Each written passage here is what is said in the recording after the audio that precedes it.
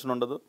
పాదయాత్రలో మాత్రం కొన్ని లక్షల బొగ్గలు నిమిరి కొన్ని కోట్ల ముద్దులు పెట్టేసి పూరి గుడిసెల్లోకి వెళ్ళిపోయి ఆ టైంకి వాళ్ళు భోంచేస్తుంటే వాళ్ళ దగ్గర నుంచి ఆ పళ్ళని లాగేసుకుని తినేసి 4 ఫోటోలు దిగేసి ఎన్ని స్టంట్లు చేశాడండి అసలు. నట బేబత్స అన్న ఒక టైటిల్ ఇవ్వాలి రాష్ట్ర ముఖ్యమంత్రికి. నట బేబత్స, అంత బేబత్సం చేశాడు. మరి ఇవాళ ఏమైపోయినాయి అవన్నీ? ఎందుకు ప్రజల్ని దగ్గరికి రానివ్వట్లేదు? మీరు తాడేపల్లి ప్యాలెస్ దగ్గరికి వెళ్తే 144 సెక్షన్ ఇవాళ ఎవడక్కడ ఆ దరిదాపుల్లో ఎవడు ఉండకూడదు. మేము ప్రజావేదిక చంద్రబాబు నాయుడు గారి ఇంటి పక్కనే, ఇంటి కాంపౌండ్ పక్కన ప్రజావేదిక కట్టి ప్రతిరోజు కొన్ని వేల మందిని అక్కడికి ఆహ్వానించి వాళ్ళ సమస్యలు వినేవాళ్ళు. ఇవాళ అటువంటిది తాడేపల్లి కొంప చుట్టూ 144 సెక్షన్.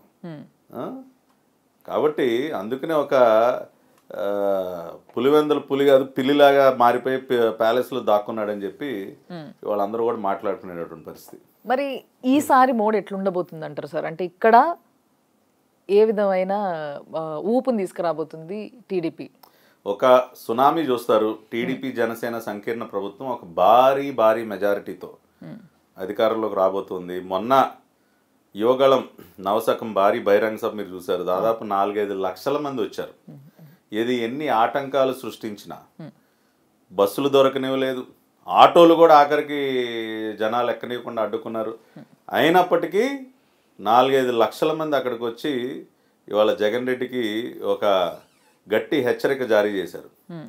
ఆ రోజున పరిస్థితి ఏంటంటే, సరే తాడేపల్లి కొంపలో టీవీలు పగలటం అనేది సర్వసాధారణం అయిపోయింది. చంద్రబాబు నాయుడు గారు ఎప్పుడు ప్రజల దగ్గరికి వెళ్ళినా 2-3 టీవీలు బయలుపోతాయి. అక్కడ ఎల్జీకో సామ్సంగ్ ఏదో కాంట్రాక్ట్ ఇచ్చారంటే వాళ్ళే వచ్చి ఆటోమేటిక్గా ప్రతిరోజు ఉదయం మీటింగ్ అయిన మరుసటి రోజు ఎల్జీ కంపెనీ ఎవడో ఫోన్ చేస్తారంట భారతీ రెడ్డి గారు, మేడం ఎన్ని దమ్మంటారని. ఆవిడ చెప్తుంది అదే వాళ్ళు 2, 3 అని చెప్తుంది. అంటే ట్రై చేశారంటే ఏమన్నా అన్బ్రేకబుల్ అంటే ఇంకా అటువంటి కనిపెట్టలేదు మేడం. ఇది నిజమే సార్? అది అంటే 100% ఇన్సైడ్ ఇన్ఫర్మేషన్ మేడం ఇది.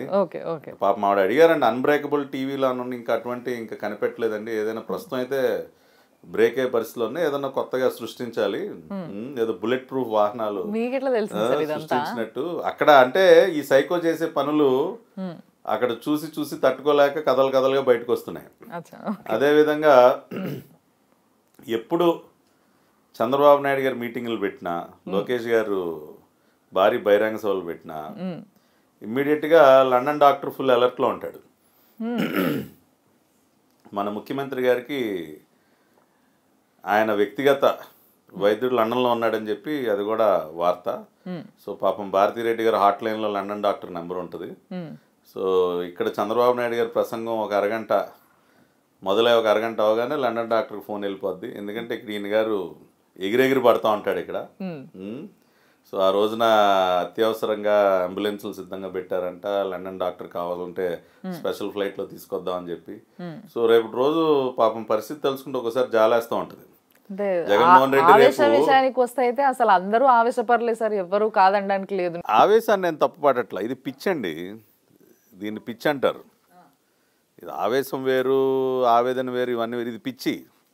ఎందుకంటే 5 సంవత్సరాలుగా ఆయన చేసేటటువంటి పనులు, అందుకనే సైకో అని పేరు పెట్టింది, ఊరికనే పెట్టలా.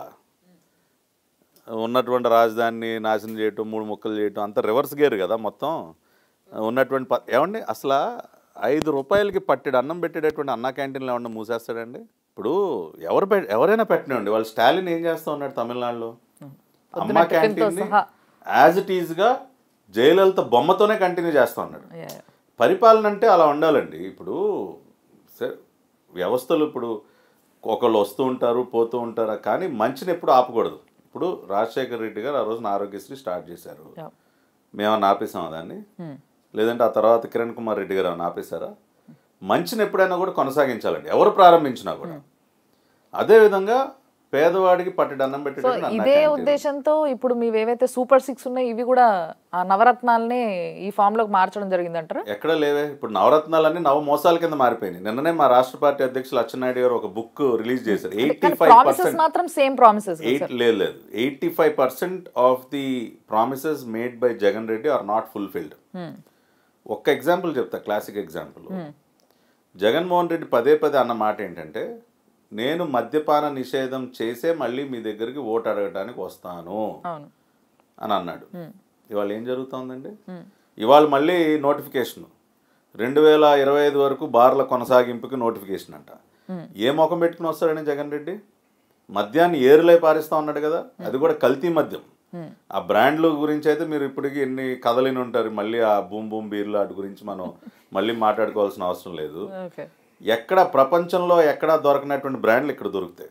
ఎందుకంటే మద్యం తయారు చేసేది జగన్, మద్యం రవాణా చేసేది జగన్, మద్యం అమ్మేది జగన్. అన్నిట్లో కూడా మొత్తం లిక్కర్ సిండికేట్ అంతా కూడా తన కబ్జాలో పెట్టుకున్నాడు. ఎందుకంటే తన సోదరులు జార్జ్ రెడ్డి కుమారులు ఎవరైతే ఉన్నారో అనిల్ రెడ్డి, సునీల్ రెడ్డి, వాళ్ళు ఆల్రెడీ ఆఫ్రికాలో పెద్ద లిక్కర్ ఎంపైర్ ఉంది, వాళ్ళకి అనుభవం ఉంది లిక్కర్ బిజినెస్లో. ఆ అనుభవాన్ని తీసుకొచ్చి ఇక్కడికి తీసుకొచ్చి ఇక్కడ ఉన్నటువంటి డిస్టిలరీస్ అన్ని కబ్జా చేసి చీప్ లిక్కర్ తయారు చేసి రేట్లు పెంచేసి గతం కంటే 2-3 రెట్లు పెంచేసి ఇవాళ ప్రజల ప్రాణాలు బలిగొంటా ఉన్నారు. ఇవాళ మీరు గుంటూరు గవర్నమెంట్ హాస్పిటల్ తీసుకోండి, వైజాగ్ గవర్నమెంట్ హాస్పిటల్ తీసుకోండి, లివర్ డ్యామేజ్తో ఈ కల్తీ మద్యం తాగి ఆరోగ్యాలు చెడగొట్టుకుని వచ్చే వారి సంఖ్య ఎంత పెరిగిపోయిందో మీరు అక్కడ స్టాటిస్టిక్సే చెప్తాయి. లిక్కర్ రెవెన్యూ మద్యపాన రీసెంట్ గా నేను చూసిన ఒక వీడియోలో కూడా చాలా క్లియర్ గా నేను 2023లో ఓట్లు అడగడానికి వచ్చినప్పుడు 2024లో నన్ను గెలిపియాలి మీరు అందరూ, అప్పుడు నేను మూపిచ్చే వస్తా అంతా కూడా కేవలం 5 స్టార్ హోటల్స్కే పరిమితం చేస్తాను, మద్యం ఇంకెక్కడా కూడా దొరకనివ్వను. ఇవాళ దానికి ఒక్క ప్రశ్నకు సమాధానం చెప్పమనండి. ఏంటంటే వీళ్ళు హామీలు నిలబెట్టుకుంది. ఇవాళ మా సూపర్ 6 గురించి మాట్లాడారు మీరు. మహిళలకు ఉచిత బస్సు ప్రయాణం ఎక్కడుంది దానిలో మేమేం కాపీ, వాళ్ళ హామీ ఏం కాదు అది. దీని గురించి మాట్లాడినాక నెక్స్ట్ వెళ్దాం సార్. 2 కళ్ళ సిద్ధాంతం అది ఇదని ఎగతాళి చేశారు. అయినా కూడా ఆయన ఢిల్లీలో దీక్ష చేసినప్పుడు కూడా ఒకటే చెప్పారు, మీరు 2 ప్రాంతాలకి న్యాయం చేసి సైంటిఫిక్గా మీరు డివిజన్ చేయండి, ఆదరబాదరాగా చేయొద్దని. That was our demand. Then ఈ రోజుకి మేము అదే దానికే కట్టుబడి ఉన్నాం. తెలంగాణ బాగుండాలి, ఆంధ్ర బాగుండాలి. మీరు విభజన జరిగినటువంటి తీరు పార్లమెంట్లో తలుపులు మూసేసి ఎట్లా చేశారు మీకు తెలుసు కదండి. సో ఆ రకంగా అశాస్త్రీయంగా విభజన చేయటం వల్ల 16,000 కోట్ల రూపాయల ఆర్థిక లోటు, రాజధాని లేనటువంటి రాష్ట్రం, ఇవన్నీ కూడా ఆ స్టేజ్లో బిగిన్ అవ్వాల్సి వచ్చింది. అయినప్పటికీ బై 2019 ఆంధ్రప్రదేశ్ పరిస్థితి ఏంటండి? దూసుకెళ్తా ఉంది గ్రోత్ రేట్లో కానీ అన్ని రకాలుగా. అంటే మీరు అన్నారు జగన్మోహన్ రెడ్డికి ఇచ్చింది 5 ఏళ్లే కదా అని చెప్పి, కానీ మాకిచ్చిన 5 ఏళ్లలో అసలు ఏమీ లేనటువంటి పరిస్థితుల్లోనే మేము టేక్ ఆఫ్ అయ్యి వడ్డించిన విస్తరలాగా జగన్మోహన్ రెడ్డికి అందించాం మేము. కానీ ఇప్పుడు ఆ ఇస్తాకని మొత్తం కూడా చించి నేలపాలు చేశాడు. చేతగాక ఒక మనం పేపర్లో చూస్తున్నాం, ఇవంతా ట్రాష్ అంటారా మరి మీరు? ఇప్పుడు మీరు చెప్పిన పారిశ్రామిక అభివృద్ధి వాళ్ళని గ్రౌండ్ రియాలిటీ ఏంటో చూపించమనండి. ఊరికిన కాగితాల మీద దొంగ లెక్కలు రాసి సబ్మిట్ చేయటం కాదు డిపార్ట్మెంట్స్కి.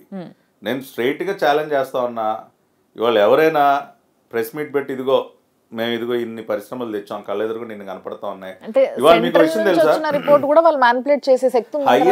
Highest unemployment rate in graduates is in Andhra Pradesh recent రిపోర్ట్లో. ఎందుకంత నిరుద్యోగం ఎందుకు పెరిగిపోయిందని మీరు కనుక నిజంగా అన్ని